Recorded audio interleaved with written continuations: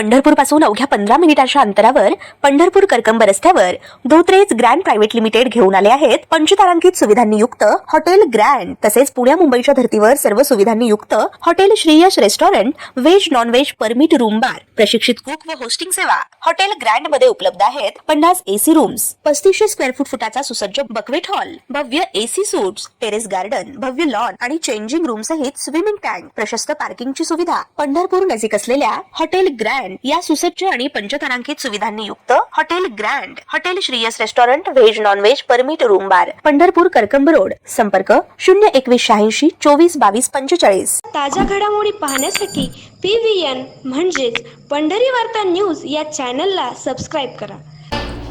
नमस्कार, एका महत्त्वाच्या बातमीकडे मी आपलं लक्ष वेधत आहे। पंढरपूर तालुक्यातील कासेगाव येथे MIDC व्हावी अशी मागणी आमदार समाधान अवताडे यांच्यासह पंढरपूर तालुक्यातील अनेक राजकीय नेते मंडळींनी केली होती आणि त्यामागं कारणही तसंच होतं। पंढरपूर तालुक्यामध्ये MIDC व्हावी ही जवळपास गेल्या 40 वर्षाची मागणी 1985 साली या पंढरपूर शहरात इथल्या बेरोजगार तरुणांनी एक मोर्चाही काढला होता आणि पंढरपुरात MIDC झाली पाहिजे अशी मागणी देखील केली होती। प्रत्येक निवडणुकीला, प्रत्येक विधानसभा निवडणुकीला पंढरपूर MIDCचा हा मुद्दा चर्चेला गेला।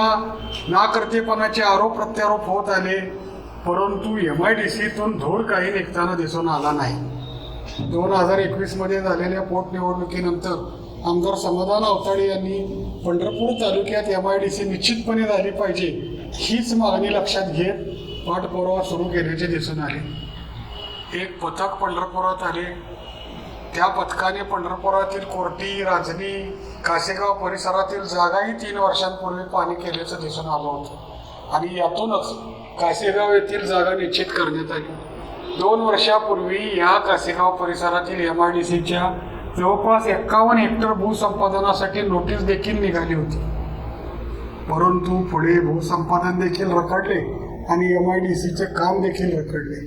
MIDC म्हणलं की त्या ठिकाणी चांगल्या दर्जाचे रस्ते, वाहतुकीची सुविधा, पाण्याची सुविधा, विजेची सुविधा हे 3 महत्त्वाचे घटक समजले जातात, परंतु भूसंपादनाचीच अजून कुठल्या हालचाली नसल्यामुळे कासेगाव MIDC आणखी किती काळ रखडणार? ज्या MIDCला मंजुरी मिळाली आहे ती MIDC मंजुरीनंतर किती काळ रखडणार असा सवाल या शहर तालुक्यातील बेरोजगारांकडून वारंवार उपस्थित केल्याचे दिसून येत होते। पंढरपुरात कॉरिडॉर व्हावा याचं स्वप्न देशातील, राज्यातील बड्या नेत्यांनी पाहिलं। 2022 मध्ये कॉरिडॉरचा पहिला आराखडा तत्कालीन जिल्हाधिकारी मिलिंद शंभरकर यांनी सोलापुरात सादर केला आणि आज 3 ते 4 वर्षामध्ये कॉरिडॉरसाठी निधीही उपलब्ध झाला, त्याची आराखडी तयार झाली आणि त्याच्या अंमलबजावणीसाठी भूसंपादन प्रक्रियेसाठी कार्यवाही देखील सुरू झाली।